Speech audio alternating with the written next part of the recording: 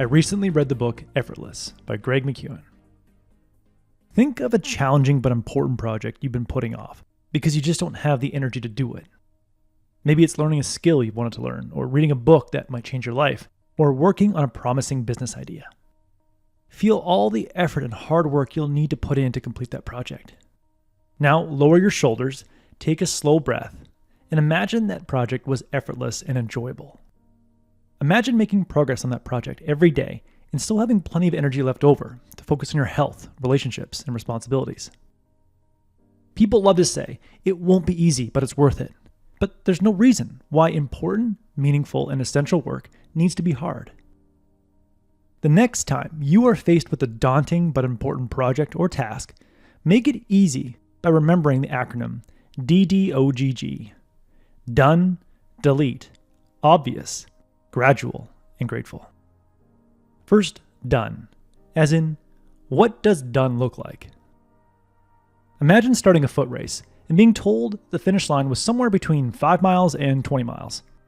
Your conservative brain would prepare for the full 20 miles and immediately feel overwhelmed. The same is true for a project or work task. When you don't define a clear finish line, your brain assumes it requires an abundance of effort. This is why McKeown recommends asking yourself, what does done look like? And take 60 seconds to close your eyes and visualize the moment of completion. Done might look like hitting an upload button to upload the video you've recorded, clicking send on an email, or plating a ribeye steak next to grilled broccoli and mashed potatoes as you complete cooking your dinner. When you define a specific moment of completion and hold that image in mind, your mind relaxes because it knows there's a clear quitting point. Next, delete. As in, what steps can I delete? I love to cook new recipes, but I hate following complex recipes from food bloggers and cookbooks. Many professional chefs who publish recipes love to add fancy ingredients and use paragraphs to explain a simple step. Over the years, I've discovered that I can remove ingredients and combine several steps and still produce a great tasting meal. Sometimes I chunk a 5-step process into 3 steps and remove 2 ingredients. Sure, the end result isn't perfect, but it was much easier to do, and it's still delicious. There are probably a few steps you can remove on the project you're struggling with and still get the same result. Imagine each of your projects is like a Jenga tower of blocks. There are always a few blocks you can remove without knocking the structure down. McKeown recommends starting every project from zero by taking out a blank piece of paper and asking yourself, what are the minimum number of steps required to complete this project? Start with a list of steps you believe are necessary, and then delete all non-essential actions. Next, obvious. As in, what's the obvious first action? April Perry is a decluttering specialist. Several years ago, a woman with books scattered on countertops, furniture, and floors called Perry for help. The woman knew that she needed to buy bookshelves for all her books, but she hadn't done so for months. Perry asked the woman, if I brought you my computer right now, could you open it up and order those shelves? Well, I'd like to, the woman replied, but I first need to measure my office walls to see which size I need to order. Okay, Perry said, could you go right now and measure your office walls? No, said the woman, I don't have a tape measure. At that moment, Perry and the woman burst out laughing. The woman had delayed for months because she hadn't identified the obvious and trivial step of borrowing or buying a tape measure. The moment you identify the first obvious action on a project, that project will suddenly become less overwhelming. I first learned about the power of identifying next actions in David Allen's book, Getting Things Done. But McKeown's upgrade to obvious first action reminds me that the first action is typically easy to identify and easy to do. The next word to remember to make your next project or task easier is gradual. As in, what gradual pace can I sustain? In November 1911, 2 boats set sail from Europe to the South Pole. One boat was led by Captain Roald Amundsen from Norway, and the other was led by Captain Robert Falcon from Great Britain. The two had vastly different sailing philosophies. The British captain pushed his crew to exhaustion on sunny days, and then rested and remained stationary on bad weather days. The Norwegian captain and his crew sailed 15 miles a day, regardless of the weather, but no more, and no less. Even when the Norwegian crew could see the South Pole and knew that they could get there in a single day's push, they stuck to their 15-mile rule and arrived 3 days later.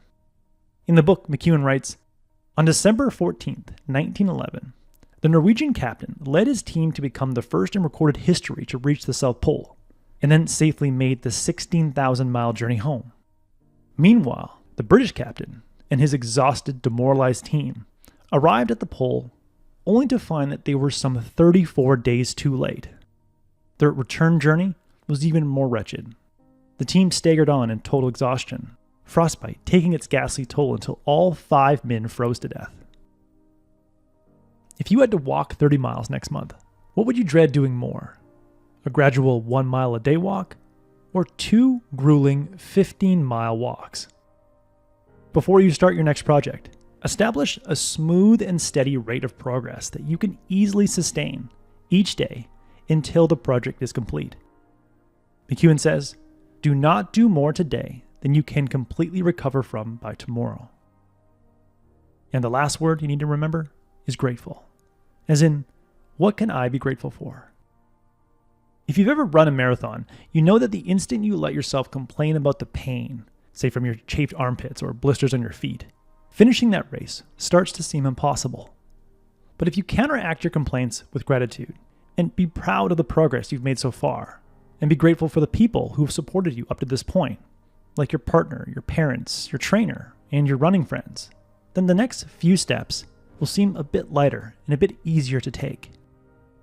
Every project or task will get lighter and more manageable if you can put yourself in a state of gratitude. To maintain a state of gratitude, establish the following rule. Every time I complain, I will immediately think of something I'm grateful for or proud of.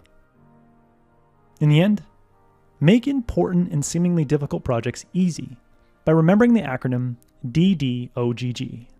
Done, delete, obvious, gradual, and grateful. What does done look like? What steps can I delete? What is the obvious first action? What gradual pace can I sustain? And what can I be grateful for? If you routinely ask yourself those 5 questions, you will enter an effortless state, take effortless action, and get effortless results. That was the core message that I gathered from Effortless by Greg McKeown. I've waited a long time for Greg's second book, and it was well worth the wait. I highly recommend this book.